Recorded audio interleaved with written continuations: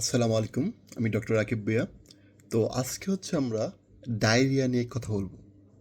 তাহলে আমাদের দেশে ডায়রিয়া নিয়ে যে প্র্যাকটিসটা হয়, এখানে কী কী ভুল আছে এবং কী কী করা উচিত সেগুলো নিয়ে আজকে আমরা আলোচনা করব। তাহলে প্রথমে আসি, ডায়রিয়াতে অ্যাকচুয়ালি কী হয়? ডায়রিয়া থেকে বারবার পাতলা পায়খানা হয়, তাই না? তো বারবার পাতলা পায়খানা হওয়ার কারণে কী হয়? বডি থেকে পানি বের হয়ে যায়। তাহলে আমাদের ডায়রিয়ার মেইন কনসার্ন থাকতে হবে কোন জিনিসটা নিয়ে? সেটা হচ্ছে ওয়াটার বা পানির ব্যালেন্সটা নিয়ে। এই জন্য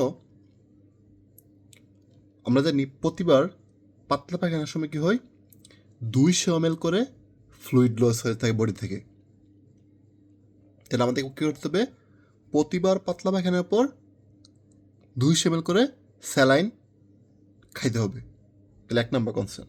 তাহলে আমাদের ডায়রিয়াতে মেইন কনসার্ন কোনটা থাকবে? সেটা হচ্ছে ওয়াটার ব্যালেন্স করা। তাহলে মনে রাখতে হবে কি, ডায়রিয়া পেশেন্টদেরকে প্রতিবার পাতলা পায়খানার পরে কী করতে হবে? 200 ml করে স্যালাইন খাইতে হবে। ওকে। তারপর আসি আমরা ডায়রিয়াতে আমরা যে অ্যান্টিবায়োটিক দিচ্ছি, অ্যান্টিবায়োটিক কি কোনো রুল আছে? ইউজুয়ালি আমাদের দেশে ডায়রিয়াগুলো হয়ে থাকে রুটা ভাইরাস দ্বারা। তাহলে ভাইরাস, আমরা জানি ভাইরাসের এগেনস্টে অ্যান্টিবায়োটিক কী করে না, কাজ করে না। এই জন্য ডায়রিয়া আমরা বলা হয়ে থাকে যে ডায়রিয়া হইলে অ্যান্টিবায়োটিক দিলেও 7 দিন লাগবে, না দিলেও 7 দিন লাগবে, মানে একটু মজা করে বলে আর কি। তাহলে ডায়রিয়াতে অ্যাকচুয়ালি যদি ভাইরাস দ্বারা হয়ে থাকে ডায়রিয়াটা, তাহলে সেখানে কি নাই? সেখানে হচ্ছে অ্যান্টিব্যাকটেরিয়া বা অ্যান্টিবায়োটিকের কোনো রোল নাই। তবে সাম্প্রতিক সময় দেখা গেছে যে ডায়রিয়া ব্যাকটেরিয়া দ্বারা হচ্ছে। ওকে, তো তখন কিন্তু আমাদের কী করতে হবে? অ্যান্টিবায়োটিক ইউজ করতে হবে। কিন্তু আমরা অ্যান্টিবায়োটিকটা দেখো কী ইউজ করি? একটা পেশেন্ট আসলে আমরা কী করি? জিম্যাক্স বা এজিথ্রোমাইসিন 2টা ট্যাবলেট স্টেট দেই, সাথে একটা সিপ্রো দিচ্ছি, তারপর সাথে আবার মেট্রো দিচ্ছি। এগুলো কি রুল আছে? এতগুলো দেওয়ার কি কোনো দরকার আছে? না। মনে রাখবেন, আমি ধরে নিলাম ডায়রিয়াটা হচ্ছে ব্যাকটেরিয়া দ্বারা হচ্ছে, ধরে নিলাম, হ্যাঁ। ইউজুয়ালি কী দ্বারা হয়? রুটা ভাইরাস দ্বারা হয়। কিন্তু আমি ধরে নিলাম কি হচ্ছে, ব্যাকটেরিয়া দ্বারা হচ্ছে। তো আমি কি দিব? এজিথ্রোমাইসিন অর্থাৎ যেটা জিম্যাক্স 500, যেটা ওইটা 2টা ট্যাবলেট একসাথে তাকে খাওয়াই দিব, তারপর আর লাগবে না। অথবা সিপ্রু ট্যাবলেট, সিপ্রু 500 mg 2 বেলা করে আমরা 3 দিন দিব।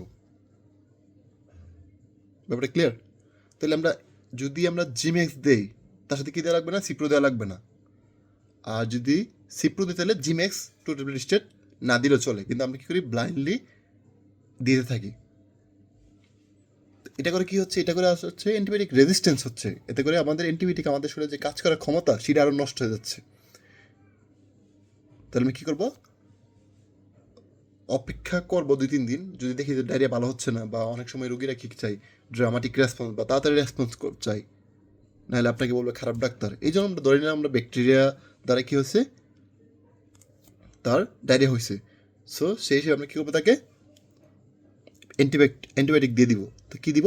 জিম্যাক্স 2টা ট্যাবলেট স্টেট অথবা ট্যাবলেট সিপ্রো 500 mg 2 বেলা করে আমরা 3 দিন দিব।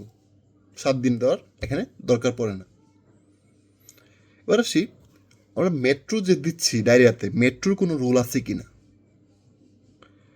অ্যাকচুয়ালি ডায়রিয়াতে যদি এমিবিক দ্বারা হয়, এমিবিয়া দ্বারা হয়, এমিবিক ডায়রিয়ার কারণে হয়, তখন হচ্ছে আমরা সেখানে মেট্রো দিই। কিন্তু দেখা যাচ্ছে বাংলাদেশের ডায়রিয়াগুলোতে অ্যাকচুয়ালি এমিবিয়া দ্বারা খুব কমই হয়ে থাকে। এই জন্য মেট্রোগুলো অ্যাকচুয়ালি ডায়রিয়াতে রুল নাই। তাহলে যদি এমিবিক ডায়রিয়া হয় এমিবিয়ার কারণে, অর্থাৎ প্রোটোজোয়া, সেখানে আমরা কী দিতে পারি? মেট্রো দিতে পারি। তাহলে আমরা কীভাবে বুঝবো এটা কখন হবে? আমরা এটা মনে রাখতে পারি, যদি ক্রনিক ডায়রিয়া, অনেক দিন ধরে ডায়রিয়া ভালো হচ্ছে না, অনেক দিন ধরে ডায়রিয়া তার ভালো হচ্ছে না, তখন আমরা ধরে নেব হচ্ছে জিয়ারডিয়া দ্বারা হচ্ছে তার ডায়রিয়াটা হয়েছে, অর্থাৎ প্রোটোজোয়া দ্বারা।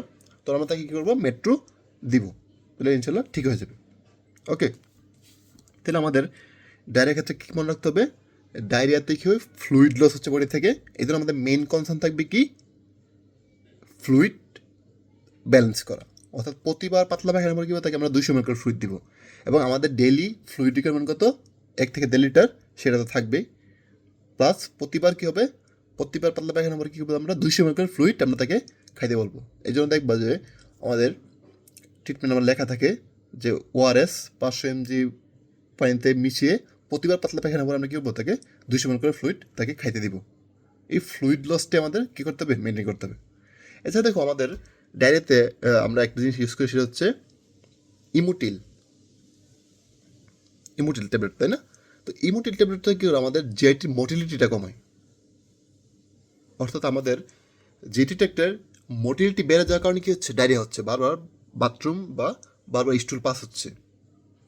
তো ইমোটিল দিলে কী হবে, ইমোটিল দিলে হচ্ছে জিআইটির মুভমেন্টটা কমে যাবে, মোটিলিটিটা কমে যাবে, ফলে ডায়রিয়া কমে যাবে। বাট এখানে দেখো ডায়রিয়াতে মোটিলিটিও বেড়ে যায়, সিক্রেশনও বেড়ে যায়।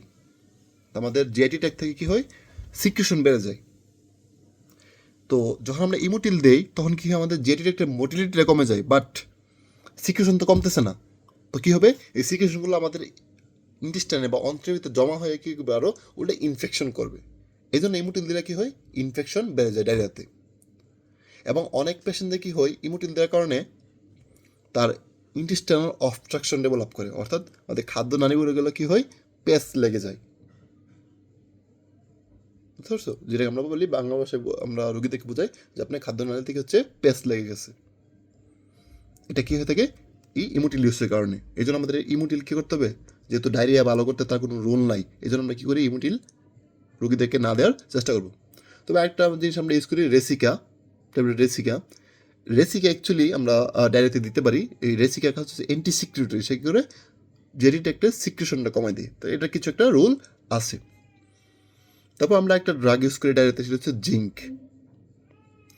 এই জিঙ্ক অ্যাকচুয়ালি ওল্ড এজে খুব একটা ইফেক্টিভ না, বাচ্চাদের ক্ষেত্রে এটা ইফেক্টিভ। কারণ জিঙ্ক কী করে, আমাদের যে ইন্টেস্টাইনাল যে ইয়াটা আছে রিপেয়ার করতে সাহায্য করে। আমরা সেক্ষেত্রে আমরা সেই হিসাবে আমরা জিঙ্ক ইউজ করতে পারি। তাহলে আমি যেটা বলতে চাচ্ছি, ডায়রিয়া হইলে গিয়ে আমরা 3-4টা অ্যান্টিবায়োটিক খাওয়া শুরু করবো না। আমাদের ফার্স্ট কনসার্ন কী থাকবে, ফ্লুইড ব্যালেন্স। কারণ ডায়রিয়াতে মেনলি কী হয়, ফ্লুইড লস হয়ে ডিহাইড্রেশন হয়ে যায় এবং সেখান থেকে কমপ্লিকেশন ডেভেলপ করে। এই জন্য আমাদের মেন কনসার্ন কী থাকবে, ডায়রিয়াতে ফ্লুইড ব্যালেন্স। এই জন্য আমরা কী করবো, প্রতিবার পাতলা পায়খানার পরে আমরা কী করবো, তাকে আমরা ফ্লুইড দিব, 1 নাম্বার। 2 নাম্বার হচ্ছে আমরা ধরে নিলাম ব্যাকটেরিয়া কারণ হচ্ছে, এই জন্য আমরা কী দেবো, জিমেক্স 500 mg 2টা ট্যাবলেট একবার দিব, একবার দিলে এরাফ, অথবা ট্যাবলেট সিপ্রো বা বিউফ্লক্স 500 mg 2 বেলা। ওকে, দেন কি দিব, মেট্রো আমরা ইউজুয়ালি দিব না। যদি দেখি যে এবিবার কারণে হয়েছে বা অনেক দিন ধরে ক্রনিক ডায়রিয়া, অনেক দিন ধরে ডায়রিয়া আছে, তখন আমরা কী করবো, তাকে আমরা সিপ্রো দিব, এই মেট্রো দিব। তাহলে আমরা কী দিব, রেসিকা দিব, ইমোটিল দিব না। জিঙ্ক আমরা বাচ্চাদের ক্ষেত্রে ইউজুয়ালি দিব, বড়দের ক্ষেত্রে আমরা খুব একটা না দেওয়ার চেষ্টা করব। এবং সবচেয়ে গুরুত্বপূর্ণ আরেকটা কথা, যেটা হচ্ছে আমরা ডায়রিয়া পেশেন্টদের আমরা অনেক সময় কী করি, ইসোমেপ্রাজল দিয়ে দিই বা ওমিপ্রাজল দিই, যেগুলো হচ্ছে ক্যাপসুল ফর্ম। এই ক্যাপসুল ফর্মে আমরা ডায়রিয়াতে দেওয়া যাবে না। কারণ কি, ক্যাপসুলের যে খোসাটা আছে, খোসাটা উপরে যে প্রোটেক্টিভ লেয়ারটা, এই লেয়ারটা কী করবে, এই লেয়ারটা আমাদের বডিতে কী হিসেবে কাজ করে, ফরেন বডি হিসেবে কাজ করে না, বা ওই লেয়ারটা কী করে, ডায়রিয়াতে অ্যাগ্রাভেট করে। এই জন্য আমরা চেষ্টা করব কি না দেওয়ার, ক্যাপসুল না দেওয়ার। তো এই জন্য মনে রাখবো সবসময় ট্যাবলেট দিতে হবে। এই জন্য আমরা অনেক সময় আমরা কী চয়েস করি, ইউজুয়ালি ফেমোটিডিন গ্রুপের যে ড্রাগগুলো আছে, ফেমোটেক, এই জিনিসগুলো আমরা কী করি, আমরা ডায়রিয়াতে আমরা ইউজ করার চেষ্টা করি। তাহলে আশা করি তোমরা সবাই এই জিনিসটা বুঝতে পেরেছো। তাহলে এই ছিল আমাদের ডায়রিয়া নিয়ে আলোচনা। ডায়রিয়া হইলেই মুরগির মতো অ্যান্টিবায়োটিক উল্টাপাল্টা ট্রিটমেন্ট নেওয়া যাবে না, এবং আমাদের মেনলি কনসার্ন থাকতে হবে কী নিয়ে, ফ্লুইড ব্যালেন্স নিয়ে আমাদের কনসার্ন থাকতে হবে। তাহলে আশা করি আজকের পর থেকে ইনশাল্লাহ ডায়রিয়া নিয়ে আর সমস্যা হবে না। সবাইকে অনেক ধন্যবাদ ভিডিওটি দেখার জন্য। আসসালামু আলাইকুম।